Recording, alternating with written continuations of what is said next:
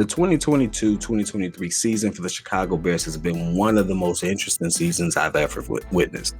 We've had the extreme highs of having a new regime come in, make really bold moves, really sit there and free up enough space for us to say that we have a future and we can really build towards it. And then we've had some really, really interesting lows that makes us wonder, what the heck is happening?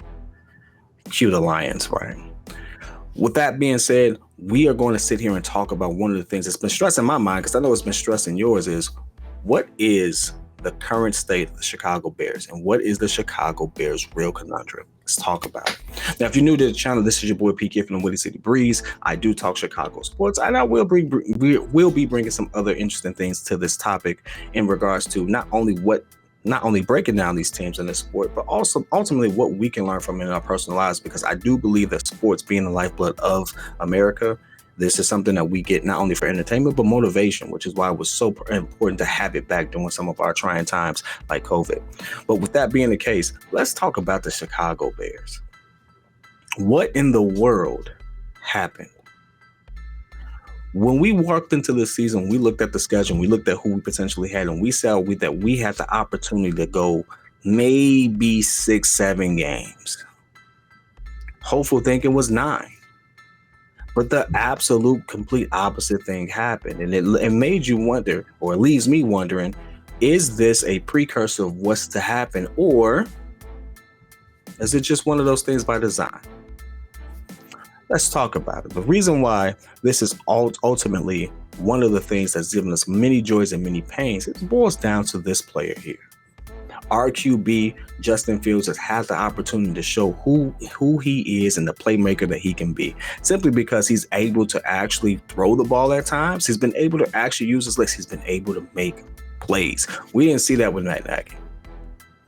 We didn't see that at all. In fact, what we saw with Matt Nagy was darn near criminal on so many levels. It's not even funny.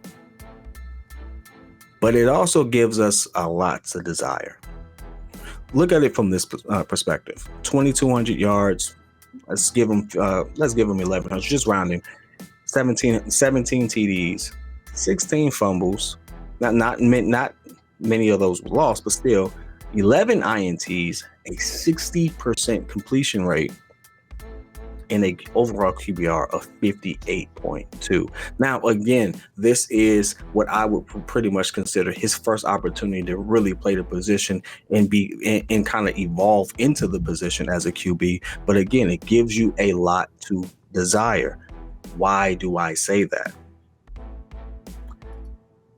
Mitchell Trubisky's last season with us, although nowhere near the playmaker that I believe Justin Fields is, but I think a lot of that was also due to the coaching regime and how he was being guided, because everyone thoroughly agrees that Matt Nagy was a trash coach and should never have had the opportunity to coach either Mitchell Trubisky or especially Justin Fields. But even in Mitchell Trubisky's worst season, his worst season with us as a starting QB, 10 games, he put up 2,000 yards, 195 rushing. So again, not the playmaker. 16 touchdowns, 6 fumbles, 8 INTs, 67% completion rate, an overall QBR of 93.5. One of the interesting things about this, and I know people immediately jump to this, like, well, he had better receivers, he had this, that, and the other. And it's like, not really. In fact, one could argue that he didn't have better talent, he just threw to him. You look at Allen Robinson now, and you could say Allen Robinson's older, this, that, and the other, but Allen Robinson is what most would consider with a better QB. Should be a more efficient system, although the way their season is lead you to believe differently. But he hasn't been putting up the numbers. And before he left, we said the same thing as when we had him previously, is he doesn't get separation. So you could argue that while he did have good yardage, this is a two-way street. He doesn't get the yards if someone doesn't put it in his hand, if someone doesn't give him that opportunity. Whereas in this situation, you have to wonder, is Justin Fields going to attract talent to want to come play and be able to trust to put it in his hands based off of how things have gone? This also gives a next part of this is, do we trust Ryan Poles? Now, why do I say that? Listen, Ryan Poles has come in, he's made swift decisions, he's made firm decisions. We like the fact that he's been intuitive enough to know who not to sign. He's cleared up enough cap space. I think we have over $120 million to spend, so we can make big moves for those who may be available, whoever that may be. But Ryan Poles himself has also come out and said that we are going to build through the draft, not make just find people to be signing people. That's the gist of what he pretty much put out there. And what did we get in the draft? We did get good players. Don't get me wrong. Jaquan Brisker is a stud. Love what he does. Love what he brings. The kid should be, in the running for Rookie of the Year, things of that nature. According to the people who are a little more in tune with football than I am, that he may not get it for a variety of reasons, but I think for what he does and what he brings to the table, love it. He's consistently getting his name out there, making plays for us. Love it. But we all wanted to see Justin Fields have help on the offensive side of the ball. And at an opportunity where you could absolutely live up to what you said, live up to the hype and say, hey, we're going to build through the draft. We have an opportunity to get not one, but two, highly touted receivers for it. We walked away with 0. In fact, we were left with such a confused look as to what the heck was going on that we all as Bears fans forced ourselves to trust the process, so to speak, and believe in Velus Jones, who, if you've watched this channel, we've said cut plenty of plays. It just didn't work out. Now, who are those players that we're talking about? We were talking about one, George Pickens. George Pickens was absolutely available for us to draft, available for us to get. We had the opportunity. We didn't get him. Why is that a big thing? Well, ultimately, that debacle led to us having to go get another player who ended up being in the same organization as George Pickens, and that's Chase Claypool. This right here is Chase Claypool. The numbers you see are not his numbers from the Chicago Bears.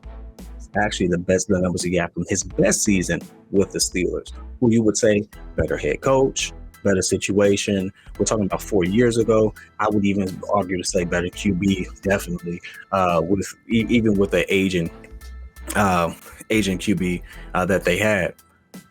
But this is his best season. 109 targets, 62 receptions, 873 yards. He's our WR1, best receiver here. These yards, his rookie season, as impressive as they may be, again, are realistically on par, or if not worse, depending on what metric you use, than George Pickens. George Pickens has not had as many targets. George Pickens has been in a worse QB scenario with the debacle between Mitchell Trubisky, ironically, and Kenny Pickett. There's that back and forth has led to a lot of things not really going their way, but yet here he sits at this point with one game left on the season with 78 targets, if I'm not mistaken, 49 receptions, 729 yards. Which begs the question, did we take a huge gamble and miss?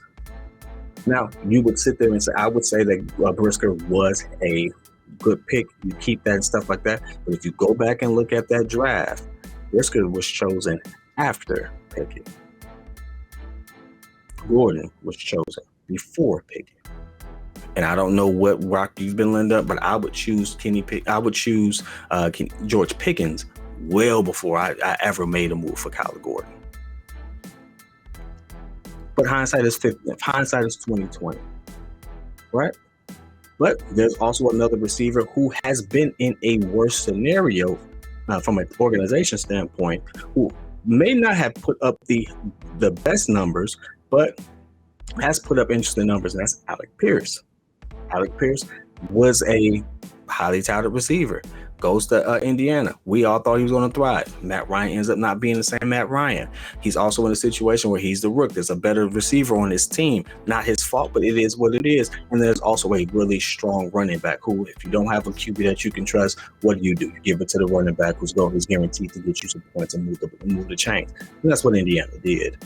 But Alec Pierce still walks away with 500 yards. By the way, the 500 yards and George Pickens' 700 yards are more than Ellis Jones, Equanimeous Brown.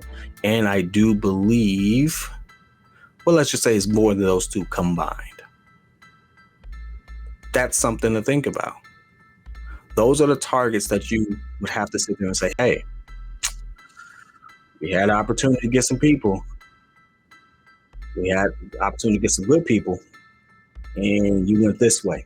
Help me help you understand something. Come on, work with me because I don't see it.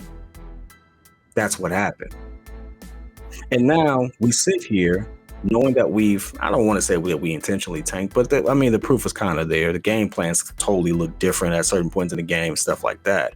But now here we sit with a high draft pick. I think we have not had a number 2 draft pick not in my lifetime, and I'm 30. And at this point, we have never had that high of a draft pick in my lifetime. Could be wrong, but I don't think so. What are we going to do with it? Who are we going to draft?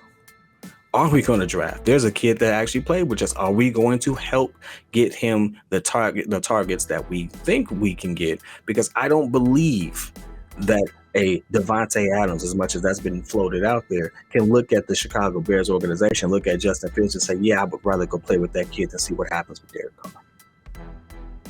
I don't see it. So it begs the question, what are we doing? What is actually going to happen? How are we going to spend the money? Are the right people there to help us get over the hump? Or are we going to be in this constant state of mediocrity? And that kind of brings us to our next point and our final point, and that is that what do we learn from it? One, we learned that if you're going to sit there and live in mediocrity, you might as well not play the game. What do I mean?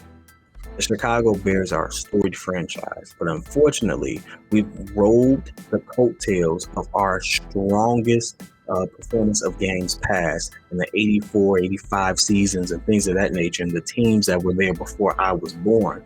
And you know what? I have nothing but appreciation for the historical context of what this team means to the game of football and what they mean to Chicago. I absolutely do. But at a certain point, you have to make firm decisions. You have to keep up with how the game is evolving, how the game is changing. And the Chicago Bears just this year have finally put themselves in a situation where they can at least say that they have a resemblance to the rest of the league in a sense of how they're going to be ran, who they have in certain positions, and things of that nature. Until then, we were ran like a mom and pop shop. So the lesson here is never be so stuck on the past that you refuse to sit there and make adjustments, that you refuse to see where things are going and you sit there and say, well, I'm gonna just stick to this, that you refuse to see ultimately what is necessary for your organization or yourself to thrive, and you refute that because you want to stay true to some traditions that just no longer exist. So that's my thoughts though. I could be completely wrong. I'm an idiot on some things, but I tend to think I'm pretty smart. But I want to hear your comments. Like, share, subscribe, dog me in the chat, praise me in the chat. Either way, I'm coming back at you. I'm rocking with you if you're rocking with me. If you're not, it is what it is. Until then, peace.